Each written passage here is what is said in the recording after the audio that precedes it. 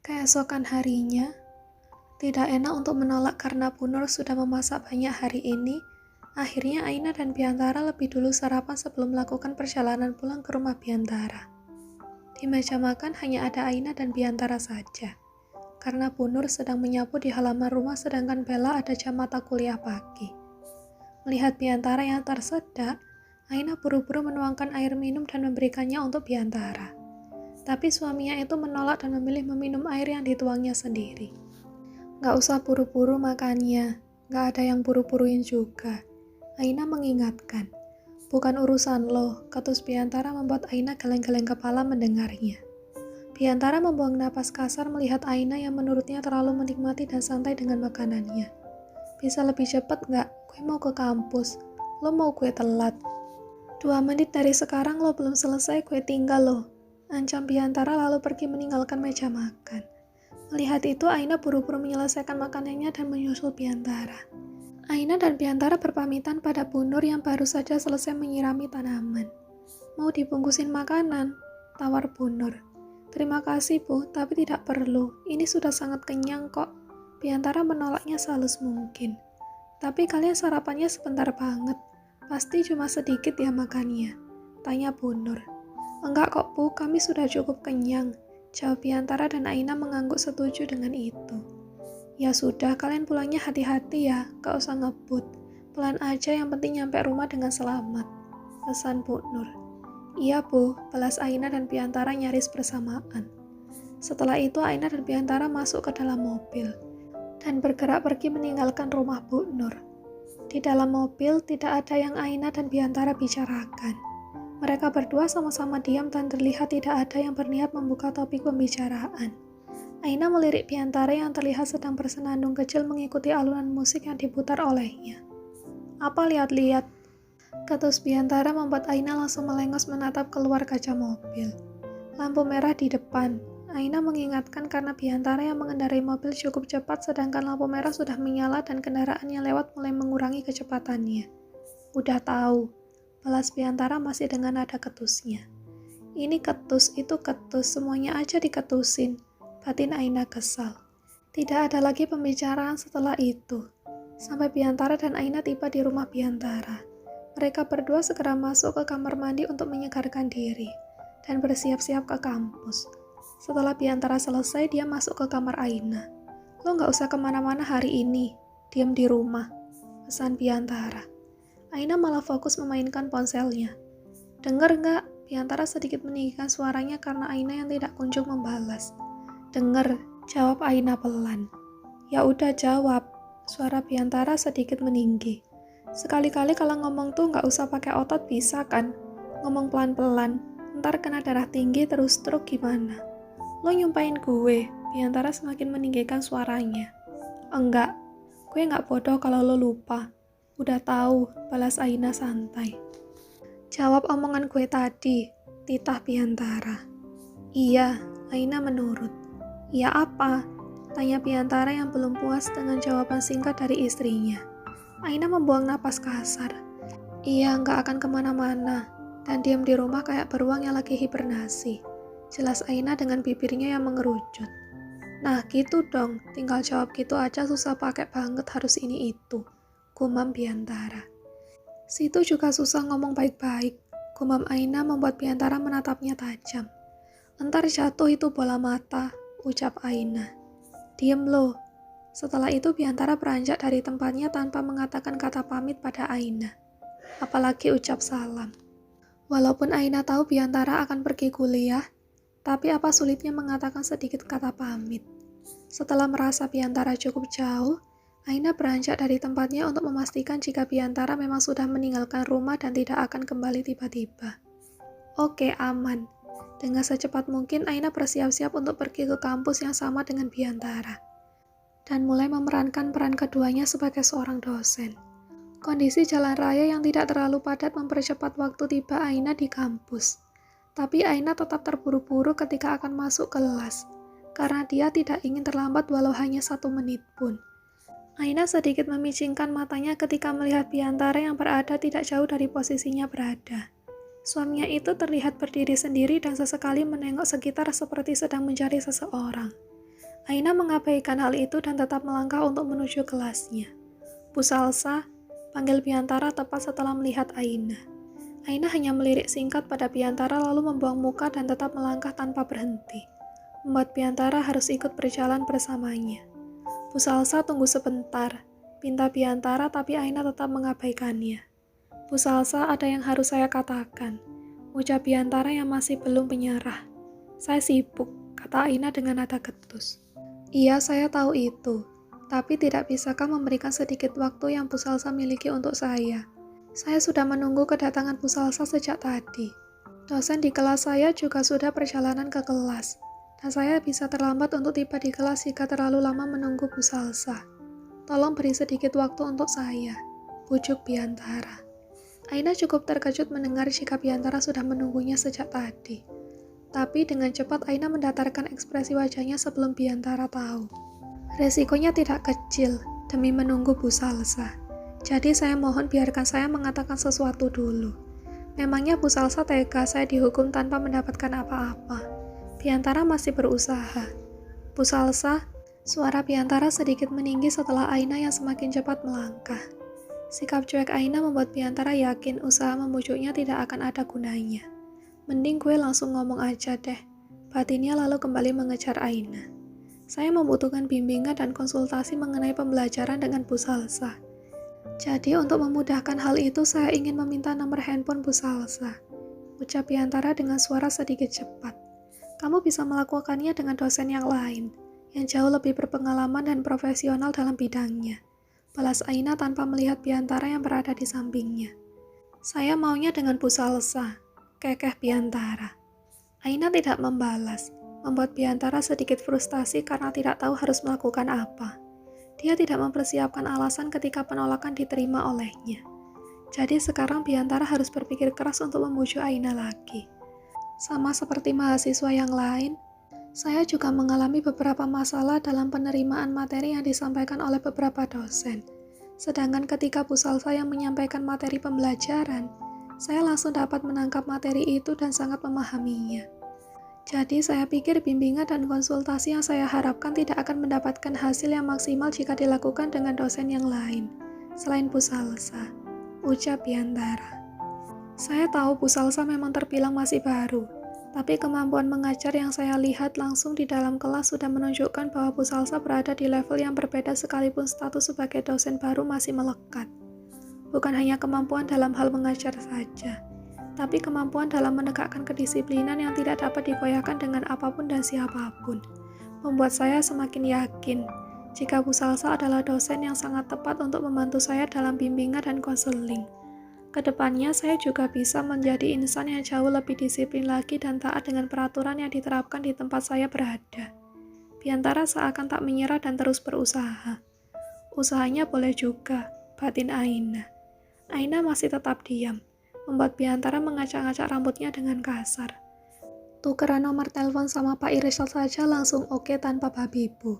Langsung dikasih tanpa harus dibujuk ini itu. Padahal bisa saja itu tidak penting. Sedangkan ketika giliran mahasiswanya yang minta nomor telepon untuk keperluan yang penting, malah diabaikan dan justru disarankan untuk ke dosen yang lain. Padahal kan cocok tidaknya setiap individu itu berbeda. Apa itu yang namanya profesional? Sindir Biantara. Aina melirik Biantara tajam. Kamu kalau tidak tahu apa-apa lebih baik diam. Karena semakin kamu berbicara akan ketidaktahuan kamu, maka aib yang seharusnya kamu sembunyikan sudah kamu pertontonkan. Apa kamu pikir itu tidak memalukan? Balas Aina pedas. Apa yang Bu Salsa maksud sebagai ketidaktahuan?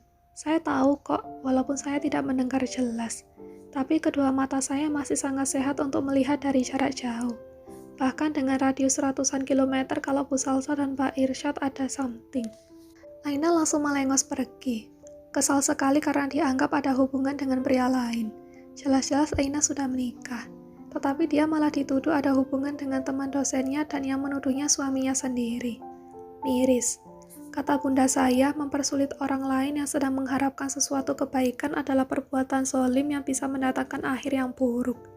Seru Biantara pada Aina yang sudah lebih dulu berjalan. Langkah Aina langsung terhenti lalu membuang napas kasar dan berbalik badan. Catat cepat, Titah Aina membuat Biantara buru-buru mendekat dan mengeluarkan ponselnya. Setelah memberikan nomor handphonenya, Aina langsung pergi meninggalkan Biantara karena waktunya sudah cukup terbuang akibat ulah Biantara. Tinggal ngasih aja susah banget. Emang agak-agak, gerutu Biantara. Biantara memandangi nomor telepon Aina dengan seringai penuh kemenangan. Apa sih yang gak bisa dilakuin sama seorang Biantara? Sombongnya. Gak ada. Biantara tertawa bangga atas kehebatannya. Biantara memasukkan ponselnya ke dalam saku, lalu melangkah dengan kedua tangan yang masuk ke dalam saku celananya. Sesekali Biantara tersenyum bangga untuk dirinya sendiri. Hari ini Aina tidak memiliki jadwal untuk mengajar di kelas Biantara, tapi memiliki jadwal di kelas lain. Tapi meskipun begitu, Aina tetap menjadi topik hangat hampir bagi seluruh mahasiswa di kelas masing-masing. Salah satunya kelas Biantara. Beberapa mahasiswa yang sempat melihat Aina juga tidak malu-malu untuk menjadikannya sebagai pusat perhatian dengan menatapnya cukup lama. Pada baris paling belakang, dua laki-laki sedang sibuk membicarakan Aina padahal dosen sedang menjelaskan materi di depan. Tadi pagi gue sempat ambil fotonya Bu Salsa dari jarak jauh. Gila cuy, meskipun hasil foto gue blur tapi cantiknya Bu Salsa sama sekali gak berkurang. Justru makin mantap gila. Mau lo lihat dari ujung dunia sekalipun, selama yang lo lihat modelan Bu Salsa mah gak bakalan nemu titik jeleknya. Modelan Bu Salsa tipe cowoknya yang kayak gimana ya? Mau memantaskan diri gue. Yang pasti bukan kayak lo. Timbal temannya membuat tawa keras terdengar dari sana. Dan dosen yang berada di depan langsung menatap mereka penuh peringatan. Jangan sibuk sendiri. Dosen memberi peringatan, tapi tidak berniat untuk menghukum kedua mahasiswanya itu. Iya pak, balas mereka berdua. Biantara yang sejak tadi mendengar pembicaraan mereka hanya bisa geleng-geleng kepala saja. Melihat teman sekelasnya yang selalu saja sibuk tentang Aina. Seperti tiada hari tanpa membicarakan Aina. Bahkan pagi tadi ketika Biantara baru masuk kelas, telinganya sudah dipenuhi oleh bisingnya suara teman-teman sekelasnya yang sibuk memuji kecantikan Aina pagi ini. Sedangkan di kelas Aina mengajar, dia menyampaikan materi pelajaran dengan baik hingga jamnya habis. Tidak ada masalah dan semuanya berjalan dengan lancar. Aina pikir itu karena mahasiswa di kelas ini sudah mengetahui sederetan aturan tak terbantahkan yang diterapkannya dalam setiap pembelajaran. Kuliah Biantara hari ini sudah selesai, tapi dia tidak akan langsung pulang ke rumah. Biantara ingin pergi ke markas Blacktoon dan menghabiskan sedikit waktunya di sana. Sedangkan Aina dia langsung pulang ke rumah karena tidak ingin Biantara lebih dulu tiba dan membuat semuanya menjadi kacau. Seperti biasa sebelum tiba di rumah Biantara, Aina harus pergi ke rumah orang tuanya dulu untuk kembali menjadi Aina yang setiap hari Biantara lihat. Setelah mengubah dirinya menjadi Aina yang cacat, dengan sesegera mungkin Aina kembali melanjutkan perjalanan ke rumah Biantara. Sebenarnya ini merepotkan dan melelahkan juga, tapi apa boleh buat. Untuk sementara waktu, hanya ini satu-satunya cara terbaik yang bisa dilakukan untuk mencapai tujuan yang diinginkan. Batin Aina. Aina sudah sampai. Melihat pukul berapa sekarang, Aina sangat yakin dia tiba di rumah lebih dulu dari Biantara. Assalamualaikum, Biat. Suara Aina tertahan setelah melihat seorang wanita berhijab dengan paras cantik sedang duduk di ruang tamu. Dia tentu saja terkejut dengan sosok yang belum pernah dilihatnya sebelum ini. Wanita itu mengangguk kecil dan tersenyum sopan pada Aina lalu berdiri. Waalaikumsalam, balasnya. Meskipun masih bingung dan bertanya-tanya, tapi Aina mencoba untuk menyingkirkan hal itu dulu dan membalas sapaan hangat dari wanita ini. Aina sebisa mungkin tersenyum dan membalas tangan wanita itu yang terulur untuk bersalaman dengannya. Hai, sapa wanita itu. Hai juga, balas Aina. Maaf sebelumnya, kalau boleh saya tahu kamu siapa ya? Dan apa keperluan atau kepentingan apa yang membuat kamu datang ke rumah ini? Aina bertanya dengan sesopan mungkin agar wanita itu tidak merasa mendapat perlakuan buruk darinya. Oh iya, perkenalkan nama saya Tasya. Saya calon istri dari Biantara, laki-laki yang tinggal di rumah ini. Jawab Tasya. Mata Aina seketika membola dengan mulutnya yang sedikit membuka. Senyum hangat tidak lagi terlihat pada bibirnya, dan lenyap begitu saja. Napas Aina bahkan sempat tercekat karena sangat terkejut mendengar perkenalan Tasya kepadanya. Apa dia bilang, calon istri Biantara? batin Aina. Wanita ini calon istri Biantara, batin Aina berulang kali.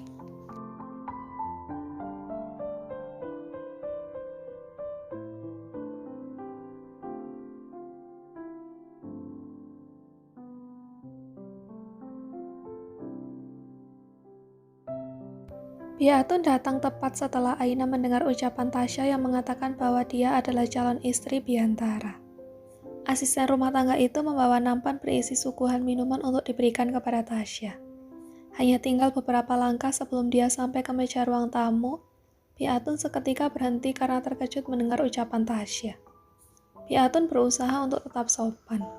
Dia segera menyuguhkan minuman yang dia bawa sembari mendatangi Tasya lekat-lekat.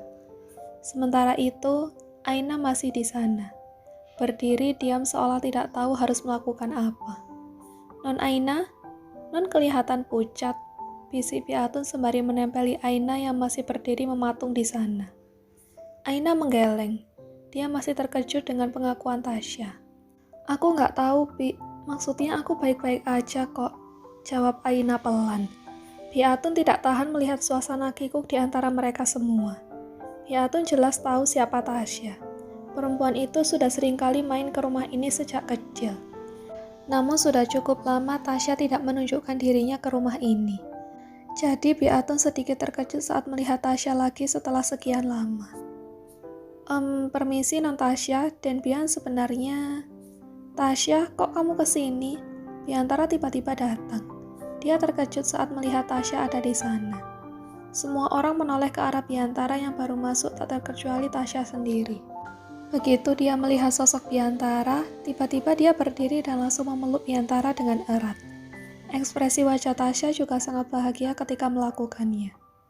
Mendapatkan pelukan secara tiba-tiba, Biantara terkejut dan nyaris oleng. Di sana Aina juga sama terkejutnya melihat kontak fisik yang sangat dekat antara Biantara dan Tasya. Aina segera memalingkan wajahnya dari adegan itu. "Bi, aku mau ke kamar mandi dulu," ucap Aina pelan.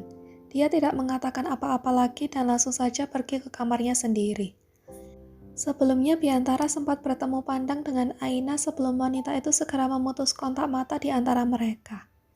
Biantara juga masih dalam kondisi terkejut dengan tindakan Tasya yang tiba-tiba memeluknya. Sebenarnya hal itu bukan sesuatu yang baru. Tasya memang suka sekali memeluknya setiap kali mereka bertemu. Tetapi Biantara melihat ekspresi aneh Aina saat melihat adegan itu. Jujur saja, diam-diam Biantara merasa tidak nyaman. "Lepasin aku dulu, Tasya," ucap Biantara pelan. Nada suaranya kalem dan jelas berbeda dengan mode Biantara yang biasanya. Biatun masih ada di sana dan bingung harus menanggapi seperti apa situasi seperti ini. "Kalau begitu, Bibi kembali ke belakang dulu ya, dan Bian," ucap Biatun. Gerak-geriknya terlihat sekali bahwa Biatun juga merasa tidak nyaman melihat adegan pelukan itu. Biantara mengangguk. "Iya, Bi." Sepeninggal Biatun, Biantara langsung kembali kepada Tasya. Dia masih bingung mengapa Tasya tiba-tiba sudah datang ke rumahnya. Kok mendadak ngasih tahu mau ke rumah? "Aku bahkan baru baca pesannya pas mau pulang tadi," keluh Biantara. Tasya tetap tersenyum lebar. "Hehehe, soalnya supaya bisa cepat ketemu sama abang." Biantara memutar bola matanya. Tasya memang selalu bersikap manja kepadanya sejak dulu.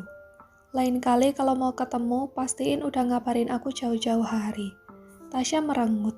"Kok gitu? Apa nggak suka ya Tasya main ke sini?" Biantara menghela nafas. "Bukan gitu Tasya. Ngabarin kan supaya aku bisa tahu kalau kamu kesini jam berapa. Kalau jadwalnya bentrok sama kegiatanku kan kamu juga rugi. Nungguin sampai garing." Tasya mengangguk-ngangguk. "Iya deh, maaf." "Oke, jadi ada apa kamu kesini? Nggak mungkin kan kamu datang cuma pengen ketemu doang?" tanya Biantara penasaran. Tasya kembali tersenyum. Yang pertama udah pasti karena Tasya kangen sama Bang Bian. Yang kedua karena ada hal penting yang mau Tasya bilang ke abang. Biantara mengernyit. "Hal penting apa?" tanya Biantara. "Jadi gini, ayah bilang berencana untuk menikahkan Tasya dengan abang. Mungkin dalam waktu dekat akan dibicarakan lebih lanjut," jelas Tasya dengan ekspresi berseri-seri. Biantara jelas sangat terkejut. Dia memang dekat dengan Tasya, dan selama ini Biantara menganggap Tasya sudah seperti adiknya sendiri. Makanya Biantara merasa biasa saja saat berinteraksi saat dekat dengan perempuan itu. Namun rencana pernikahan, Biantara sudah menikah sekarang. Jelas saja dia terkejut. Tunggu dulu, menikah? Tasya mengangguk. Namun melihat ekspresi ragu di wajah Biantara membuat Tasya sedikit ragu. Dia kira saat mendengar kabar rencana pernikahan itu, Biantara akan senang dan menyambutnya dengan gembira. Ternyata dia tampak kebingungan. Bang Bian gak suka ya dengan rencana perjodohan kita? Tanya Tasya dengan ekspresi sendu. Biantara menghela napas panjang. Dia memegang kedua bahu Tasya dan menatap wajahnya dengan lekat. Tasya dengerin abang baik-baik, oke? Bang Bian gak bisa menikah sama Tasya. Bukan karena apa-apa. Bukan pula karena Bang Bian gak suka Tasya.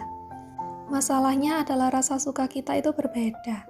Selama ini Bang Bian suka sama Tasya itu seperti suka pada adik sendiri. Makanya Bang Bian selalu biasa saja saat Tasya bersikap manja ke Bang Bian. Selain itu Bang Bian juga sudah Tasya tiba-tiba menangis. Dia menepis telapak tangan Biantara yang ada di bahunya dengan kasar. Wajahnya yang sejak tadi berseri-seri mendadak suram. Tasya sangat kesal dan sedih, sebab dia merasa Bian sudah menolaknya. Abang kok jahat, seru Tasya keras sebelum dia berlari keluar dari rumah itu. Tasya, Biantara berusaha mengejar untuk menjelaskan secara lengkap. Tetapi Tasya sudah menghilang. Biantara hanya bisa menghela napas di situasi tersebut. Setelah kejadian itu, Biantara baru ingat tentang Aina. Dia juga ingat dengan ekspresi Aina yang tampak terluka saat melihat dirinya berpelukan dengan Tasya. Biantara tidak ingin ada kesalahpahaman di antara mereka. Jadi dia pergi ke kamar Aina untuk menjelaskan semuanya. Sesampainya Biantara di depan kamar Aina, tekadnya yang sudah bulat untuk menjelaskan semua kesalahpahaman tentang Tasya tadi mendadak sirna. Tiba-tiba rasa gengsinya yang setinggi langit ketujuh itu muncul dan membuatnya hanya berdiri diam di depan pintu kamar istrinya sendiri. Mending gak usah deh, gumam Biantara pelan. Dia berbalik dari depan pintu kamar Aina.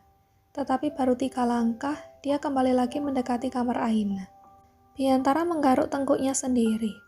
Jauh di dalam lubuk hatinya yang terdalam, dia merasa perlu untuk menjelaskan semuanya kepada Aina.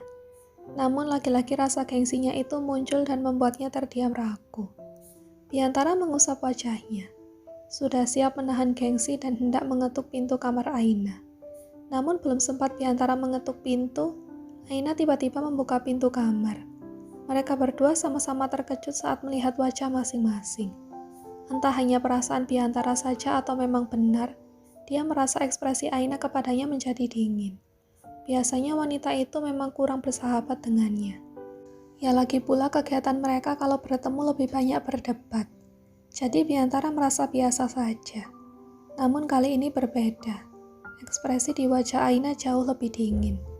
Aina mengalihkan pandangannya dari Biantara sesaat setelah mereka saling berpandangan selama sekian detik. Ngapain dia berdiri di sini? Apa dia mau menjelaskan tentang perempuan tadi yang merupakan calon istrinya? Lalu dia mau menyuruh aku buat pura-pura gak kenal sama Bian di depan calon istrinya itu. Biar perempuan itu gak sakit hati kalau tahu Bian sudah menikah. Batin Aina. Rasanya memikirkan kemungkinan itu saja dada Aina terasa sesak. Dia ingin lewat, tetapi enggan untuk mengusir Biantara yang masih berdiri di hadapannya. Mereka diam dalam posisi tersebut selama sekian menit. Tidak ada satupun yang mengawali pembicaraan dan hanya larut dalam lamunan masing-masing. Aina meremas kain roknya sendiri, berusaha menahan gejolak rasa kesal yang membuncah di dalam hatinya. Dia masih ingat jelas dengan ekspresi riang Tasya yang menyatakan bahwa dia calon istri Biantara. Sekaligus adegan pelukan yang tampak sangat mesra itu. Jadi ini alasannya. Jadi karena dia sudah punya calon istri, makanya selama ini dia nggak bisa membuka hati untukku. Mungkin aku adalah penyebab hubungan mereka hancur. Makanya Bian sering marah-marah dan nggak pernah ramah sama aku. Dan mungkin setelah kami bercerai nanti, Bian akan langsung menikahi wanita itu. Aina membatin semakin liar. Pikirannya sudah kemana-mana. Apalagi saat dia ingat ucapan Bian dulu yang mengatakan kalau Aina adalah sumber masalah dalam hidupnya. Gara-gara Aina masa depan Bian jadi berantakan. Sekarang Aina jadi berpikir. Mungkin masa depan yang dimaksud Bian saat itu adalah hubungannya dengan Tasya. Padahal aku udah ikhlas kalau dulu Bian mau langsung menceraikan aku. Tapi dia malah maksa untuk lanjutin pernikahan ini sampai setahun. Aina, Biantara baru saja membuka mulut untuk menjelaskan yang sebenarnya. Tetapi Aina buru-buru mengangkat telapak tangannya. Gestur yang menandakan agar Biantara berhenti berbicara. Gak usah ngomong apa-apa, aku sudah paham kok, ucap Aina. Dia kemudian mendorong sedikit tubuh Biantara yang masih berdiri di depannya dan menghalangi jalan untuk menuju ke dapur. Biantara menoleh dan menatap Aina yang melangkah pergi. Dia bernapas lega karena mengira bahwa Aina paham kalau hubungan Biantara dan Tasya itu sudah seperti kakak dan adik. Makanya sangat akrab dan seringkali melakukan kontak fisik seperti berpelukan. Biantara tidak tahu bahwa sebenarnya yang dimaksud Aina dengan memahami keadaan saat itu bukanlah seperti yang ada di pikirannya. Untung aja dia paham, gumam Biantara pelan. Biantara masih mengira bahwa kesalahpahaman dengan Tasya sudah teratasi, sehingga dia tidak terlalu memperhatikan perubahan sikap Aina setelah itu. Malamnya Biantara hanya sendirian di ruang makan. Bi Atun sedang menyajikan makan malam untuknya. Normalnya Biantara makan malam bersama dengan Aina. Tetapi wanita itu tidak menunjukkan dirinya sama sekali. Setelah dari dapur tadi, Aina masuk lagi ke kamar dan tidak tahu apa yang dilakukannya sebab dia tidak keluar sama sekali. Saat Bi Atun datang lagi ke meja makan untuk menyajikan jus di teko, Biantara masih tidak melihat Aina muncul. Mau minum jus apel, Den? Tanya Bi Atun sembari menawari jus buatannya yang masih segar. Biantara yang sedang mengunyah makanannya mengangguk. Iya, Bi, isikan segelas. Bi Atun segera menuruti permintaan Biantara. Beberapa menit suasana makan malam itu terasa agak sepi. Biantara sedikit bertanya-tanya mengapa Aina tak kunjung datang ke meja makan juga. Bi, Aina kemana? Tanya Biantara. Dia yakin Aina masih di kamarnya. Karena sejak terakhir kali bertemu tadi, dia tidak melihat Aina keluar rumah. Apa mungkin wanita itu tertidur? Namun rasanya tidak mungkin di jam-jam seperti ini. Meski Biantara cuek dengan kegiatan apapun yang Aina lakukan, terbiasa melihat wanita itu di rumah ini setiap hari membuatnya tanpa sadar hafal dengan beberapa hal tentangnya. Oh, Non Aina ada di kamarnya, Den Bian, jawab Bi Atun. Biantara mengernyit. Ngapain memendam diri di dalam kamar terus? Gak bosen apa? Kenapa gak keluar buat makan malam? Oh, atau dia lagi diet? Tanya Biantara dengan kalimat asal. Tapi masa diet sih? Badan udah jungkring juga masih aja diet, batinnya. Tadi Non Aina bilang ke saya kalau sudah makan duluan. Ada tugas yang harus dikerjakan jadi nggak bisa keluar kamar. Jelas Bi Atun. Biantara semakin mengernyit mendengar penjelasan itu. Emangnya tugas apaan? Bi Atun menggeleng. Maaf Dan Bian, Bi Atun juga kurang paham. Biantara merasa sedikit aneh. Tetapi pikiran itu hanya sekelebat saja muncul. Setelah mendengar penjelasan Bi Atun, Biantara lanjut menyelesaikan makan malamnya dan tidak bertanya tentang Aina lagi. Pagi harinya, Biantara kembali duduk sendirian di meja makan. Bi Atun sibuk menyiapkan sarapan tetapi Biantara lagi-lagi tidak melihat wajah Aina. Biantara hendak bertanya kepada Bi Atun, tetapi Biantara tidak melihat di mana keberadaan Bi Atun juga. Berusaha mengesampingkan rasa gengsinya, Biantara tidak jadi mengambil sarapan dan menuju ke kamar Aina. Baru saja sampai di depan kamar wanita itu, seorang pelayan rumah berpapasan dengan Biantara. Dia membungkukkan badan secara sopan kepada Biantara. Aina kemana? Apa di kamar? Tanya Biantara. Pelayan rumah itu menggeleng. Non Aina tidak ada di kamar Dan Bian, jawab pelayan itu. Biantara semakin mengernyit. Dia bertanya-tanya dalam hati kemana sebenarnya wanita itu.